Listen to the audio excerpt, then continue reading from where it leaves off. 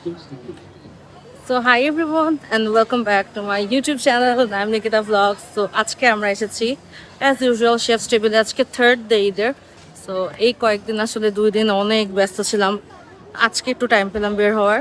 So directly চলে আসলাম হচ্ছে chefs টেবিলে, কারণ এই একটা জায়গা এখানে আসলে না অ্যাটলিস্ট নিজের মতো করে একটু ঘোরাঘুরি করা যায়। আর আমাদের বাংলাদেশে আসলে মানে বিশেষ করে ঢাকার মধ্যে ঘোরাঘুরির তেমন একটা প্লেস নাই রেস্টুরেন্ট ছাড়া। সো এই হচ্ছে আমাদের ঈদের থার্ড ডে। আমরা সারাদিন বাসাতেই ছিলাম, আর যে পরিমাণে শুধু মাংসই খাওয়া হচ্ছে, আমরা ভাবলাম যে একটু বের হয়ে একটু ডিফারেন্ট কিছু ট্রাই করি। সো একটু সি ফুডের জন্য আমরা মেইনলি যাচ্ছিলাম। তো তারপর আমরা চলে আসলাম শেফস টেবিলে। আমরা সন্ধ্যার দিকে এসেছি শেফস টেবিলে, একটু 1-1.5 ঘন্টা এখানে একটু টাইম স্পেন্ড করার জন্য। জানেনই তো আসলে আশেপাশে যাওয়ার মতো কোনো জায়গাই পাই না, একটু খোলামেলা জায়গা আর পার্কে যাওয়ার মতো অবস্থা তো আসলে আমাদের এই মুহূর্তে থাকে না। তো আমি ভাবলাম যে এই শেফস টেবিলটাই হচ্ছে বেস্ট একটা প্লেস যেখানে একটু মজা করে ঘোরাঘুরি করা যায়।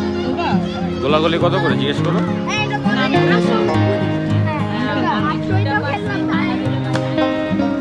চলো প্রথম রাতে যাই, আমার ফেভারিট একটা জায়গা।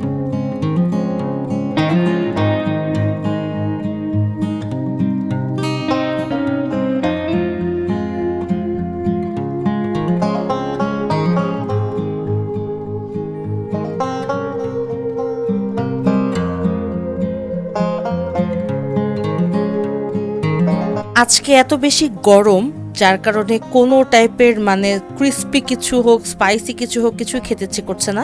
তো এখানে নিয়েছিলাম জিলাটোস। তো আইসক্রিম, জিলাটোস, বোবাটি এসবই আসলে খাচ্ছি এত গরমের মধ্যে, এছাড়া আর কিছু খেতে ইচ্ছে করছে না আজকে। আর শেফ টেবিলের আরেকটা মজার বিষয় হচ্ছে এত এত বিড়াল এখানে, এত কিউট কিউট বিড়াল, বিশেষ করে মোটু ছোটো কিউট কিউট বিড়াল। আর আমরা যখনই যাই 4-5টা 10-12টা বিড়াল চারপাশে জড়ো হয়ে যায়, খুব মজা লাগে। আর একটা তো নাইমের সামনে শুয়েই পড়েছে আদর নেয়ার জন্য। তো এই ছিল আমাদের শেফ টেবিলের। তারপর এখান থেকে আমরা বের হলাম, আর বাসার এক্স্যাক্টলি কাছে আসার পর আমার কাছে মনে হলো যে নাইম কেন না আমাকে একটু একটা গ্রিল চিকেন খাওয়া, আমার খুব গ্রিল চিকেন খেতে ইচ্ছে করছে। তো রাত্রে 11টার দিকে আমরা বসলাম গ্রিল চিকেন খাওয়ার জন্য। Guys, so I am back home. আর আজকে অ্যাকচুয়ালি প্ল্যানিং কোনো ছিল না, হুট করে নাইম বললো যে চলো বাইরে ঘুরে আসি, কারণ কোরবানি ঈদে জানেনই তো, খুব স্বাভাবিক বিষয়, ঈদের দিন তো কোথাও যাওয়া হয় না। পরের দিন প্ল্যান ছিল আমাদের, কিন্তু ওরকম কোনো ভ্লগ করিনি, ব্যস্ত ছিলাম সারাদিন, বাসার কাজে ব্যস্ত, বাইরেও গিয়েছিলাম, সেভাবে ভিডিও করা হয়নি।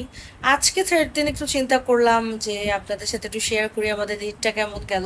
তো আলহামদুলিল্লাহ ঈদ ভালোই গিয়েছে। আর এই তো 3 দিন একটা মজার বিষয় শেয়ার করি।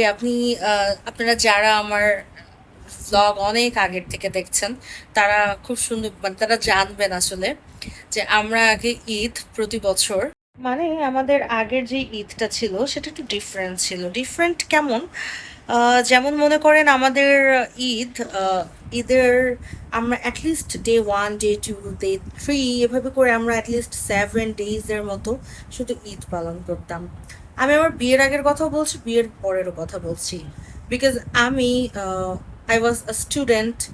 সো অন্যদিকে নাইম ছিল, Naim had his own business. তো সব কিছু মিলিয়ে আর কি আমাদের we had a lot of time. বিয়ের আগে যদি বলি, আমার ফ্যামিলির একটার পর একটা বিয়ের পরে এই পার্টি, এই অনুষ্ঠান, এই গেট টুগেদার চলতেই থাকতো।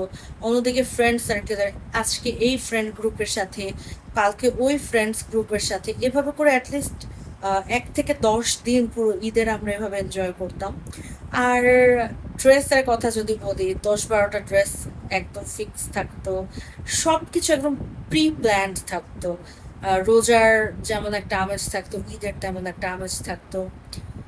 সো টাইম কাটতে কাটতে এখন আমাদের গত 1-2 বছর, গত বছর এই বছর আমি যদি বলি আমার আর নাইমের, সো আমাদের লাইফটা অনেক চেঞ্জ হয়েছে গত 1-1.5 বছর। আমরা একটু বড় হয়ে গেছি, আরো বেশি রেসপন্সিবল হয়ে গেছে আর একটু বেশি। অ্যান্ড নিজেদের ক্যারিয়ার, নিজেদের কাজ, ব্যস্ততা, লাইফ, সংসার সব কিছু মিলিয়ে আমরা জাস্ট মেবি একটু বেশি আরেকটু ম্যাচিওর হয়েছি। দ্যাটস ওয়াই গত বছর এই বছরের ঈদটা আমরা চেষ্টা করেছি ফুললি ফ্যামিলির সাথে শেয়ার করি, ফুললি নিজেদের উপর ইনভেস্ট করি, আমরা ঘরে থাকার চেষ্টা করি।